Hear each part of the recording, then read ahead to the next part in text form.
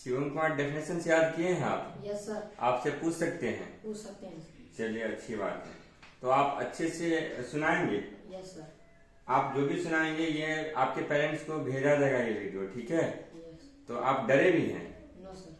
तो बिंदास आंसर्स दीजिए आप, और जो भी आंसर दीजिएगा लाउडली दीजिएगा जिससे कि आवाज यहाँ तक आ सके, ठीक है? वीडियो तक, यस। ठीक है?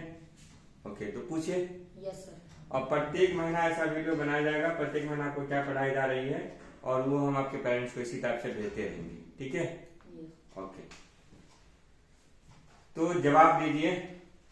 पहला क्वेश्चन से आपके सामने, भाषा किसे कहते हैं? मनुष्य जब अपने मन के भावों को लिखकर या बोलकर दूसरे के सामने प्रकट करता है उसे हम भाषा कहते हैं। अच्छा अच्छा, बताइए। व्याकरण? व्याकरण उस शास्त्र को कहते हैं जिसे मनुष्य सुचारू रूप से पढ़ना लिखना बोला सकता है उसे हम व्याकरण कहते हैं। वर्ण? भाषा की सबसे छोटी ध्वनियों को वर्ण कहते हैं। वर्णमाला? वर्णों के समुदाय को वर्णमाला कहते हैं। संज्ञा?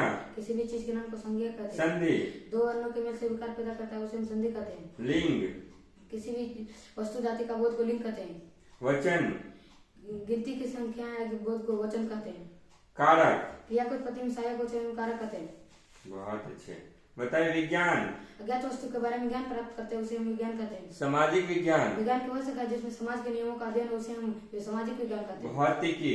विज्ञान की वह शाखा जिसमें प्राकृतिक एवं उसकी ऊर्जा के बारे में अध्ययन करते हैं। जीव विज्ञान? विज्ञान की वह शाखा जिसमें सजीवों के बारे में अध्ययन करते हैं। गणित? विज्ञान की वह शाखा जिसमें सब संख्यात्मक का हल हो। हिंदी? यह एक इंडो आर्यन भाषा है। English? English is an international language. Sanskrit? Sanskrit एक देवानी भाषा है। पुल्लिंग?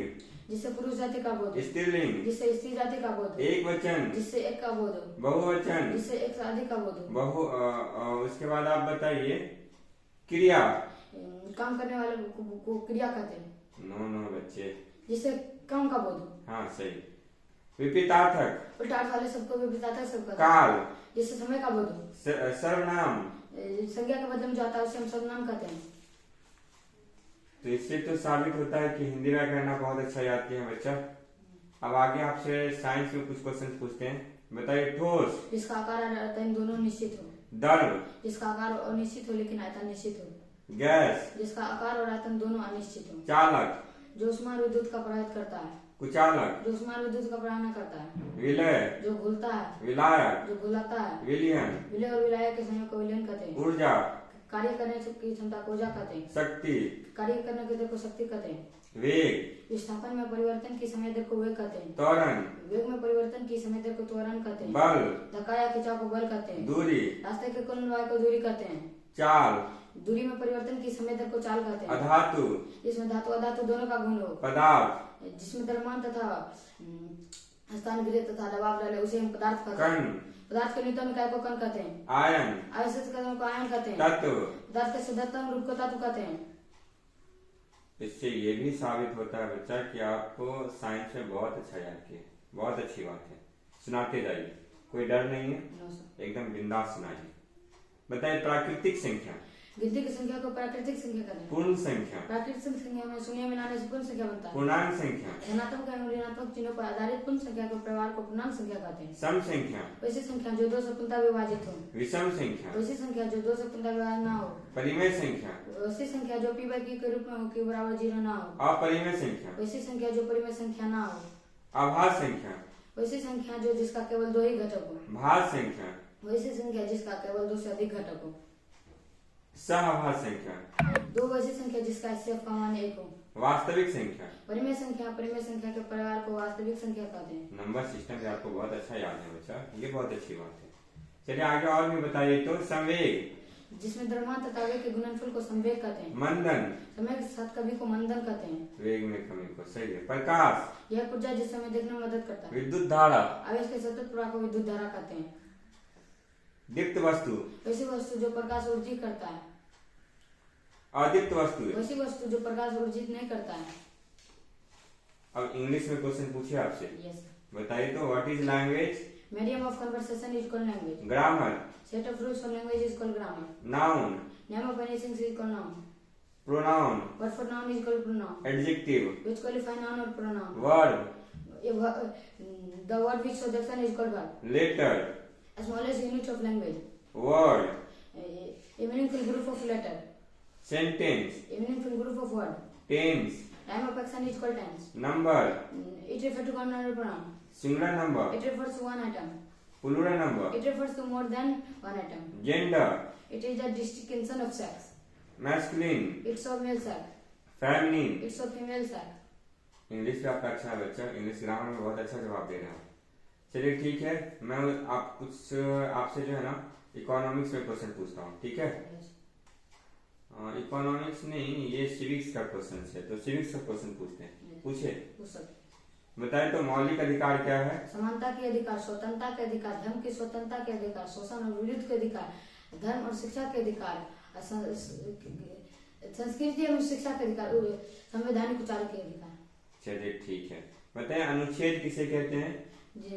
जो नियमों जिससे हमारा संविधान बना है। धारा। भारतीय दंड संहिता नियमों को धारा कहते हैं। अनुच्छेद 1 बताइए क्या है? संघ एवं राज्य क्षेत्र। 2 नए राज्य और प्रदेश। 3 नए राज्य का निर्माण। 4 सामान्य बहुमत से संशोधन। 5 नागरिकता। 6 पाकिस्तान से भारत। 7 भारत से पाकिस्तान। 8 भारत से बाहर। 9 विदेशी नागरिकता। 10 अधिकार बने रहना। 11 संसद विधि। 12 राज्य परिभाषा। 13 मौलिक अधिकार से असंगत विधि। 14 विधि से समझ या 15 भेदभाव से प्रतिबंध। 16 अवसर की समानता। 17 अस्पृश्यता का अंत। 18 उपाधियों का अंत। 19 वाक्य स्वतंत्रता। 20 अपराधों के दोष सिद्धि के संरक्षण। 21 प्राण एवं दैहिक स्वतंत्रता। 22 शिक्षा।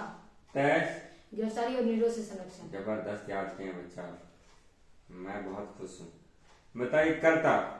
क्रिया करने वाले को कर्ता कहते हैं। कर्म। संज्ञा और सर्वनाम क्रिया का संपन्न भाव पड़ता है उसे करण कहते हैं। कर्म कहते हैं। करण। करण जिससे संज्ञा और सर्वनाम क्रिया का संपन्न होता है। आपादान। जिससे संज्ञा और सर्वनाम का बीच का अलग होने का भाव हो। संबंध कारक। जिससे संज्ञा और सर्वनाम का बीच का संबंध बताता है। अधिकरण कारक। क्रिया होने का स्थान और काल को बताने वाला संबोधन।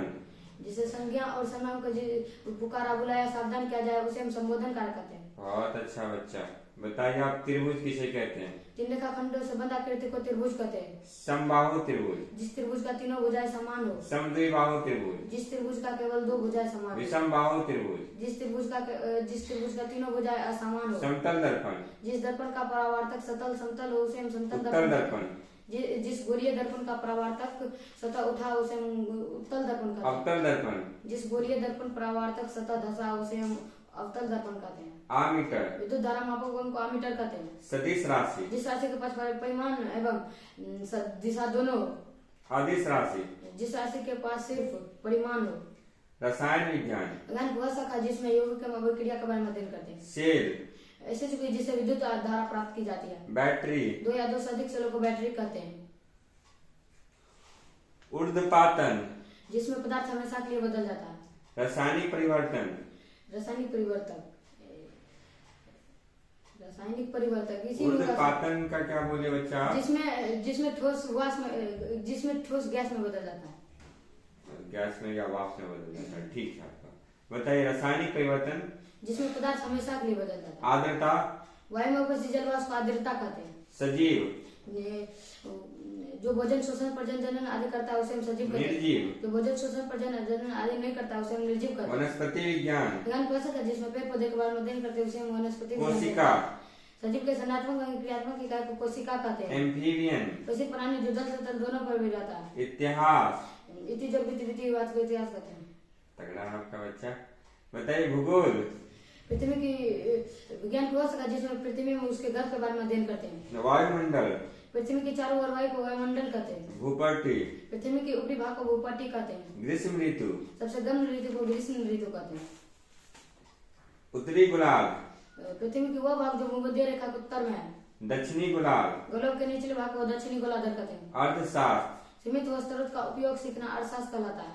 नागरिक शास्त्र। जिसमें नागरिक और उसके सरकार के बारे में अध्ययन करते हैं। बहुत अच्छे। कुछ ट्रांसलेशन पूछे बच्चे? Yes sir. बताइए तो राम आम खाता है। Ram eats a mango. Ram आम खा रहा है। Ram is eating a mango. Ram आम खा चुका है। Ram has eaten a mango. Ram आम खाता आ रहा है। Ram has been eating a mango. Ram आम खाया था। राम आम खाया था। Ram ate a mango. Ram आम खा रहा था। Ram was eating a mango. Ram आम खा चुका था। Ram had eaten a mango. Ram आम खाता आ रहा था। Ram had been eating a mango. Ram आम खाएगा। Ram will eat a mango. Ram आम खाता रहेगा। Ram will be eating a mango. Ram आम खा चुकेगा। राम आम खा चुकेगा।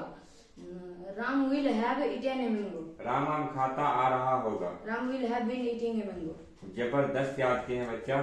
क्या मैं इस वीडियो को YouTube पे अपलोड कर सकता हूँ? Yes sir. चलिए ठीक है, बहुत अच्छा याद किए हैं, धन्यवाद।